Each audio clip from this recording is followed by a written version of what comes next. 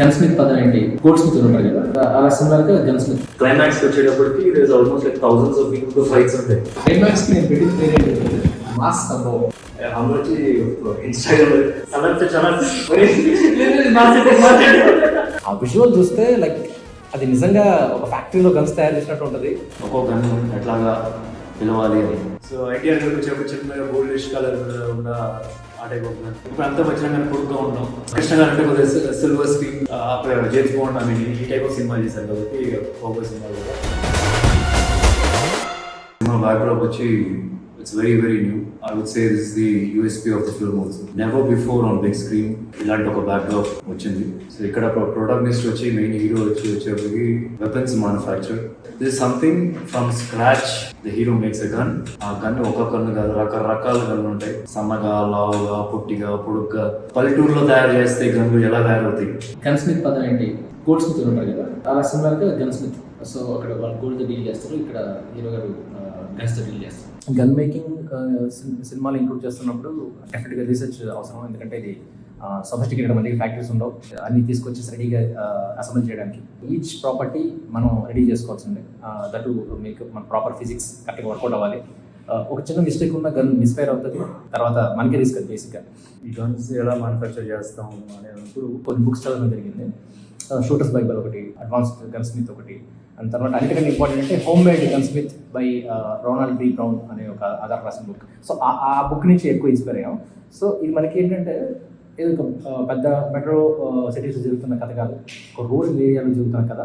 So ఆ resources నుంచి మనకి గన్ తయారు చేయడం చేయాలి. మనం అలాంటి ఒక ఆర్గానిక్ రూటెడ్ వేనే ఎంచుకున్నాం అనమాట ఈ పర్టికులర్ గన్ మేకింగ్లో. Finally after few months we cracked everything. Each stage అయితే ఎట్లా ఉంటుంది అని చెప్పి. సో నేను ఆఫీస్కి వచ్చేటప్పుడు ఒక రోజు and I could see different charts of gun, different sections of gun making. Each part, ఈ పార్ట్ ఎలా చేయాలి, ఆ పార్ట్ ఎలా చేయాలి. స్కూల్లో మనం సైన్స్ ఫేర్ ఎలా ఉంటుందో అట్లాగా ఈచ్ సెక్షన్ అట్లా అనిపించింది అనమాట. అట్ ద సేమ్ టైం మాకు ప్రాక్టికల్ ప్రాబ్లమ్ ఉంది. ఏంటంటే ఇన్ని గన్స్ ఉంటాయి సినిమాలో, rules and rules of guns. మాకు ప్రాక్టికల్గా కొన్ని ప్రాబ్లమ్స్ ఏంటంటే పేర్లు ఏం పెట్టాలని. We definitely can't keep AK-47 or AK-50 or AK-47 revolvers. So superstars పేర్ల మీద వాట్ ఇన్ కేస్ ప్రతి ఒక్క గన్ని నేమ్ చేస్తే అట్లా చూడగానే ఈ గన్ చూడగానే సమ్ రిజర్వెన్స్ ఆఫ్ ఒక ఎన్టీఆర్ గారు లైట్గా. ఇప్పుడు అంతా వచ్చిన కానీ పొడుగ్గా ఉన్నాం. సో ఎన్టీఆర్ గారికి వచ్చేప్పుడు చిన్నగా గోల్డిష్ కలర్ ఉన్న ఆ టైప్ ఆఫ్ గన్. చిరంజీవి గారు ఏమో కొలం సమయంలో కొద్దిగా ఆ టైప్ ఆఫ్ అంటే చూస్తున్నప్పుడు కొద్దిగా గుర్తొచ్చాడు. ఎలా కృష్ణ గారు చూస్తే కౌబాయ్ సినిమా చేస్తున్నారు. సో కొద్దిగా లాంగ్ ఉంటుంది, సగం లాంగ్ ఉంటుంది, సిల్వరిష్గా ఉంటుంది. సో అట్లా కొద్దిగా గుర్తొచ్చేటట్టుగా కూడా వేరు పెట్టడం జరిగింది. ఈ గన్స్ అన్ని తీసుకెళ్ళి మేము ఆ పర్టికులర్ లొకేషన్లో పెట్టిన తర్వాత ఆ విజువల్ చూస్తే లైక్ అది నిజంగా ఒక ఫ్యాక్టరీలో గన్స్ తయారు చేసినట్టు ఉంటుంది. లిటరల్గా నేనే కాదు, టీం అందరూ లవ్లో పడ్డారు ఆ ఒక దీంతో. ఎక్స్ట్రాడినరీ అనిపించింది ఆ సిచ్యువేషన్. So had fun. ఈ ప్రాసెస్లో నాకు అనిపించింది ఏంటంటే ఇది ఈ సినిమా గురించి అని కాదు, లైఫ్కే బిగ్గెస్ట్ లెసన్ ఏంటంటే మనకు అన్నీ చాలా టఫ్గా అనిపిస్తుంది, కానీ చేస్తున్నప్పుడు అది ఈజీ అయిపోతుంది. అంటే జస్ట్ లైక్ మేకింగ్ గన్ అసలు అది ఇమాజిన్ కూడా చేయలేదు స్టార్టింగ్లో. సో ప్రాసెస్లోకి దిగిన తర్వాత it's easy. Action is high voltage action. దీనిలో రెండు ఛాలెంజెస్ అనిపించింది. వన్, హౌ డు వి అంటే because the hero should make the gun from scratch. ఒకటి చేసిన తర్వాత ఆబ్వియస్లీ ఇలా చెప్తున్నట్టు ఒకటి 1-on-1 ఫైట్ కాదు. And as the character is growing fight number of fight 20 మందితో ఫైట్ ఉంటుంది, నెక్స్ట్ 50 పీపుల్తో ఫైట్ ఉంటుంది, నెక్స్ట్ 500 పీపుల్తో ఫైట్ ఉంటుంది. క్లైమాక్స్కి వచ్చేటప్పటికి it is almost like thousands of పీపుల్తో ఫైట్స్ ఉంటాయి. That is what I felt will be a challenge. ఆ climax especially how we are going to shoot. చిన్న మినియేచర్స్ తీసుకొచ్చి సెటప్ ఇక్కడ ఇసుక వేసి సో ఇలా గ్రౌండ్ ఫీల్ తీసుకురావడం కోసం చిన్న చిన్న బొమ్మలు తీసుకొచ్చి వీటితో యాక్షన్ కొరియోగ్రఫీ చేయించి it was fun. And okay ఇది చూస్తే డిస్కస్ చేస్తున్నప్పుడు వినేవాళ్ళు భయపడేవాళ్ళు, ఇంత పెద్దది ఎలా అచీవ్ చేస్తారు లేదు అని. బట్ యాక్చువల్లీ ఇప్పుడు స్టోరీ బోర్డ్ ఇలా పిక్చర్ ఇచ్చినట్టే I don't think everybody can follow. And also we can not portray like the way video portray చేసినట్టుగా we can't do. 3D design చేద్దాం అనుకున్నా, దట్స్ బికమ్ వెరీ ఎక్స్పెన్సివ్. అలా గుర్తు మా ఇంట్లో మా అబ్బాయి పిల్లలు చూసినప్పుడు మినియేచర్స్ తీసుకొని వచ్చాం. సో బేసికలీ విలన్కి ఒక రకంగా ఉండేట్టుగా, హీరో ఒక రకంగా ఉండేట్టుగా. ఫైనల్ ఏంటంటే హీరో ఏంటంటే ఇంట్లో అబ్బాయి బొమ్మలు లేవు, అమ్మాయి బొమ్మలు ఉన్నాయన్నమాట. సో విత్ అమ్మాయి బొమ్మ నేను అనమాట మినియేచర్లో చిన్న చిన్నగా షూట్ చేసినప్పుడు కొన్ని లైవ్లో షూట్ చేసాం, కొన్ని ఏమో ఇలా బొమ్మలు తీసుకొని వచ్చి చేసాం. స్మోక్ ఎఫెక్ట్ గా బాంబ్ కావాలంటే ఎవరైనా స్మోక్ చేసి స్మోక్ ఎఫెక్ట్ వచ్చేది అనమాట. It's almost like entire climax sequence will be for 15 minutes and to hold the audience for 15 minutes and to shoot with thousands of people, thousands of artists. People అంటే shooting team పెద్దగా ఉన్నా సరే number of people in that fight will be 1,500 in the fight, 1,000 goons అన్నమాట. We wanted to be real people ఉండాల్సిందే. Even some of the blast freedom ఏదో సిటీలో create చేసి real create చేసాం, లేయర్ షాట్ లాగా తీసుకొని చేసాం.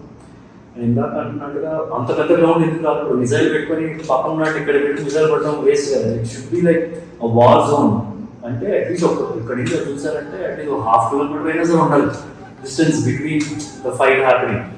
అది యాక్చువల్లీ మీరు మినియేచర్లో చూస్తే అమ్మాయి గీసాం, అమ్మాయి చూస్తూ ఇలా ఫైర్ చేసుకున్న టైప్లో తోసేటట్టు కర్పూరం వేసి అక్కడ ఫైర్ చేసి సో జీప్ ఒకటి ఫైర్ అవుతుంది.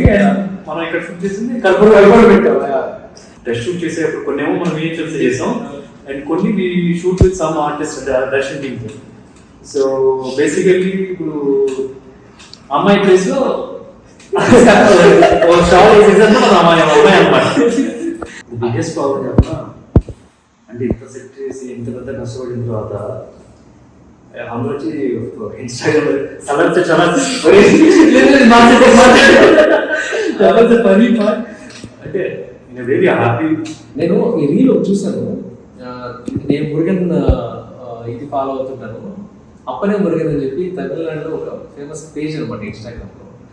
అందులో మిలియన్ వ్యూస్ ఈ సెట్ గురించి చూశాను నేను. అంటే ఎక్కడి నుంచి ఎక్కడ ట్రావెల్ అయింది అసలు నాకు అది చూసి చాలా హ్యాపీ ఫీల్ అయింది. ఆ పర్టికులర్ సిచ్యువేషన్లో ఏమైంది అంటే మేము షూట్ చేస్తున్న క్లైమాక్స్ షూట్ చేస్తున్నప్పుడు ఎస్పెషల్లీ నావల్ చేతితో ఏదో వచ్చిందనమాట. మేము సెట్ చేసిన వెనకాల పెద్ద పుట్ట ఒకటి ఉందంట. సో మాకు తెలియదు, అది మేము సెట్ చేసేటప్పుడు అది మాకు తెలియదు. జనం అందరూ డైలీ అక్కడ పూజ చేసుకొని మేము ఈవినింగ్ వెళ్ళేసరికి స్వామి ముందు ఎన్ని కొబ్బరికాయలు కొట్టేసి ఉంటారు. ఎవరు పూజ చేస్తారు ఇలా అంటే సో లిటరల్ గా వాళ్ళు నిజంగా ఇక్కడ కొత్తగా ఏదో పెట్టేశారు విగ్రహం అన్నట్టు పూజ చేశారు. ఆర్ట్ డిపార్ట్మెంట్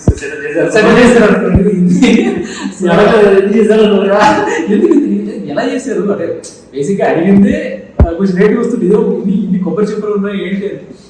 సో జనాలకంతా ఒరిజినల్ గా స్టాచ్యూ అనిపించడం, ఆ సెట్ అలా అనిపించడం నిజంగా చాలా హ్యాపీగా అనిపించింది. క్లైమాక్స్ కి నేను పెట్టిన పేరు ఏంటంటే మాస్ సంభవం. సో క్లైమాక్స్ అని రాసి మాస్ సంభవం అనిపిస్తే లైక్ వార్ ఫిల్మ్ లా ఉంటుంది అది. అలా ఇమాజినేషన్ ఉంది కాబట్టి I just put one word, mass సంభవం.